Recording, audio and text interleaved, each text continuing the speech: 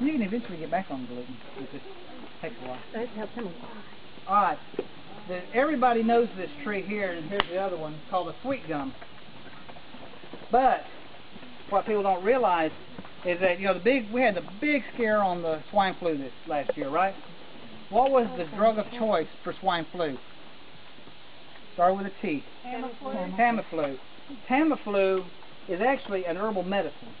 It's made out of a plant called star anise, which is a licorice flavoring, especially in Oriental or Arabian cooking. And the plant, the seed pods, have a chemical called shikimic acid in them. And it's the shikimic acid that is the antiviral. Well, it grows in 4 provinces in China, 2 of which got hit by the earthquake, and Merck is buying all they can of, so it's been in short supply. But they have found that sweet gum, the seeds, the infertile seeds especially, but the whole green ball on the tree, has about half as much shikimic acid as star anise does. And plus, any sweet gum tree that's got any of the fruit on it's going to have tons of them. So it's a real good source of it. And when I was first beginning to learn herbs, I went to Tommy and about the flu and colds and stuff. He said, well, son, just go get you some sweet gum bark and make a tea out of it. Worked like a charm. And didn't know about shikimic acid. Neither one of us did back in the 80s.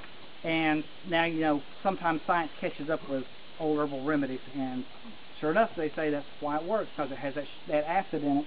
How do you spell that acid? S-H-I-K-I-M-I-C. So it's the bark, though, not the... It wouldn't be the little gumballs? It's the gumballs. What you do is the strongest amount. If you take the balls and heat them up, the eyes open up. In fact, that's the old doctrine of signatures. If a plant looked like a body part, or et cetera, et cetera. So the Creeks and the Cherokees would use it for colds and congestion because they felt that if it opened up the eyes, it would open up your sinuses. And it's a very good lung medicine. But it has 2 seeds in it. One's a fertile seed, one's an infertile seed. And the infertile seed has the highest amount of shikimic acid, but the whole pod does. So what you do is you can either take the pods, crunch them down with a hammer just to get more of it in what you're doing, boil it up, or make a tincture with alcohol out of it, and it'll make it seems like it's a reddish looking tincture, and it's very good for the flu. How do you tell the difference between the 2 seeds? You don't. Okay. I mean, not unless you're a botanist, scientist. It's not too much trouble. So if you take the whole gumball and just crush it and use the whole thing, because the seed pod itself, the ball has shikimic acid too, and even the bark does. It's just not as strong. Star anise is about 7% by volume shikimic acid, and I think sweet gum runs from, depending on what parts you use, 1.7 to 3%, which is still significant and very effective. Now, I would use this in conjunction with things like elderberry.